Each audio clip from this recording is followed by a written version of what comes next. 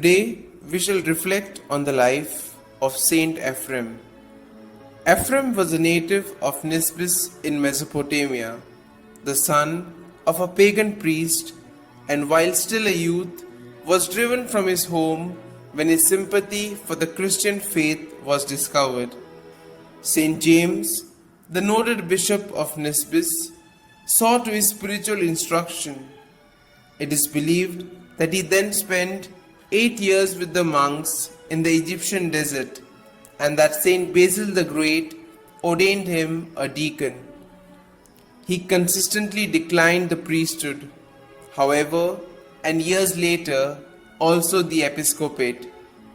The Roman Empire was losing its eastern provinces in its wars with the Persians, and in the year 363 the city of Nisbis had to be returned to Persia. That was a hard blow for the Christian colony, given the fierce persecution of their faith being carried on in all Persian territory. The faithful thus fled the city in great numbers. Ephrem too went and settled in Edessa, the capital of Ocean, where he spent the last 10 years of his life as a hermit and strict ascetic. Edessa was at that time a hotbed of heresy, there existing no less than 10 heretical sects. Ephrem took issue with them all, both by preaching and by writing.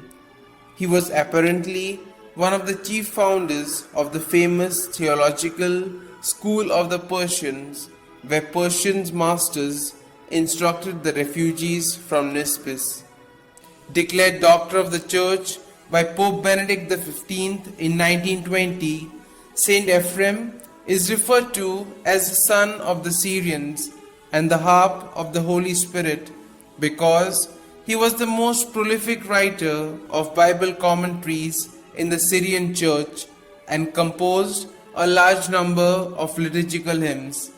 The latter were particularly aimed at refuting the errors of the Gnostics, which were being successfully propagated by verse and song. In fact, his influence among both the Syrians and the Persians was so great that 20 years after his death, St. Jerome had this to say of him.